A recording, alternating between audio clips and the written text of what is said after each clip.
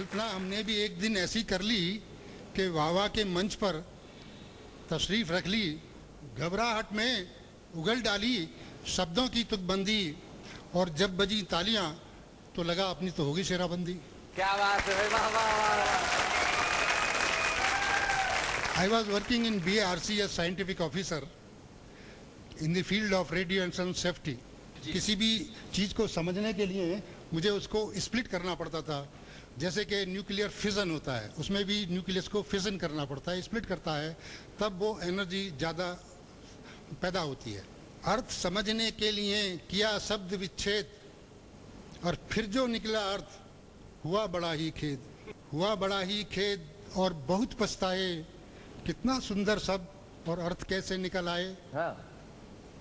जो है दीन और अनाथ उसको कहते दीनानाथ। क्या बात है, क्या बात है। वो क्या देगा औरों को जो खुद फैलाए हाथ। क्या बात है, वाह वाह वाह।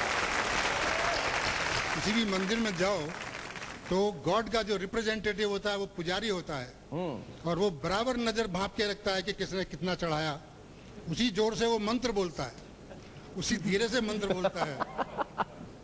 तो इस ख्याल से मैंने ये पंक्तियां लिखी थी जी। अब जो मेरी आखिरी रचना है, जिसे मैंने रिटायरमेंट के बाद लिखी है, बिगड़ गया मैं बिगड़ गया, बिगड़ गया मैं होके रिटायर। उड़ता है दिल मेरा अब तो नए गगन की ओर, पर जोबन वाली किसी नार से बंध जाए बस डोर। अच्छा बहुत अच्छे। उड़ता है दिल मेरा अब तो नए गगन की ओर, पर जोबन वाली किसी नार से बंध जाए बस डोर। किसी बात का पत्नी से भी नहीं लगता है डर। बिगड़ गया मैं बिगड़ गया होके रिटायर।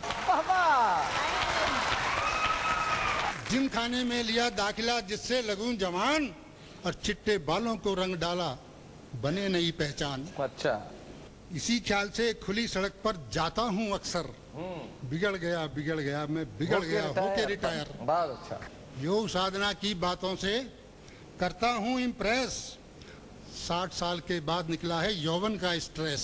क्या बात है, क्या बात है, बहुत अच्छे, बहुत बढ़िया, बहुत अच्छे।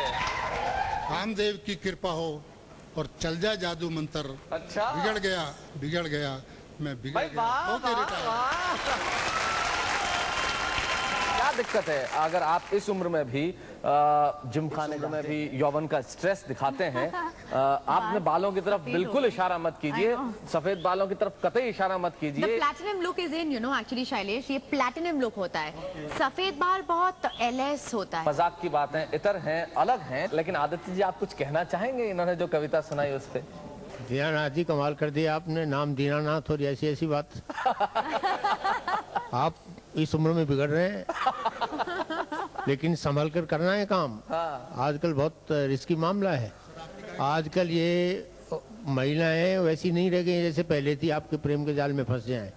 व्यावसायिक हो गया है प्रेम। मैं एक चंद आपको सुना रहा हूँ, देखें आप। इसलिए मैं आपको सतर्क कर रहा हूँ, कहीं आप अपनी पूंजी जो आपको मिली है रिटायरमेंट के बाद वो सारी गवाना बैठे कहीं आप। इसलिए मैं कह रहा हूँ, मैं एक छंद पढ़ रहा हूँ कि मालिक मकान प्रेमी प्रेमिका किराएदार कल्पना से दोनों को जवान कर दीजिए।